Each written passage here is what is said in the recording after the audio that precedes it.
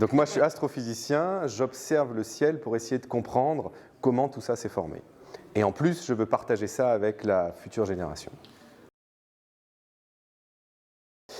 Moi, l'anecdote qui m'a le plus marqué, c'est le jour où il y a eu les attentats en France, en novembre 2015, je crois. Et j'étais au Chili à ce moment-là, et j'étais avec un collègue qui était prof à l'époque au lycée français de Santiago. Et on reçoit la news sur notre téléphone, et on ne savait pas vraiment trop quoi faire. On était à 15 000 km de la France. Et donc on a passé la soirée ensemble à regarder la télé française. On ne parlait pas vraiment.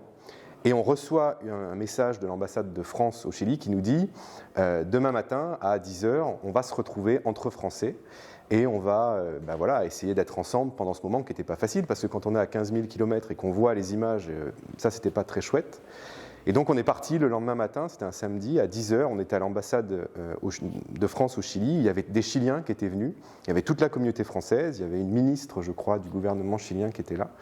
Et il y a eu des discours très touchants où on nous a raconté un peu les liens très forts qu'il y avait entre la France et le Chili. Et se retrouver avec tous ces Français alors qu'on était à 15 000 km de chez nous, ça c'était quelque chose qui était assez dur à vivre. On n'a pas tellement parlé, je me rappelle avoir entendu la Marseillaise.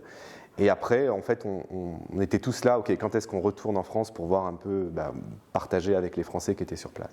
C'est pas une anecdote très marrante, mais c'est en tout cas quelque chose qui m'a marqué. Et je pense que je me rappellerai de cette rue où il y a l'ambassade de France avec tous ces Chiliens qui étaient là, qui nous disaient on est avec vous les gars parce que vous nous avez aidés pendant la dictature, etc. Ça m'a marqué. Ouais.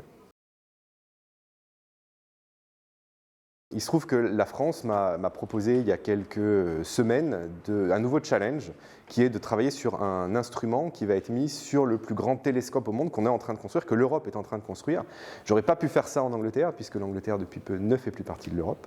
Donc je vais revenir en France dans quelques semaines. Alors je vais encore être à Cambridge jusqu'en 2025, affilié à Cambridge jusqu'en 2025 et puis à Marseille en même temps puisque c'est là-bas que je vais. Et prendre tous mes projets que j'avais faits pour les enfants, la diffusion des connaissances, les ramener aussi en France et essayer de développer un réseau maintenant au niveau de l'Hexagone. C'est indispensable. Moi, j'ai fait ma thèse en France et en fait, ce que veut la France, c'est qu'on étende un peu les collaborations qu'on a. Et partir aux Canaries, partir au Chili, partir à Londres ou finir à Cambridge, ça m'a permis d'augmenter mes collaborations avec des chercheurs qui sont des spécialistes dans différents domaines et qui m'ont transmis en fait leur savoir. Et ce qui m'a permis d'acquérir des connaissances sur l'observation avec les grands télescopes, sur l'observation dans d'autres domaines de lumière, etc. Ou sur un peu de la théorie, même si ce n'est pas vraiment mon truc la théorie, mais voilà.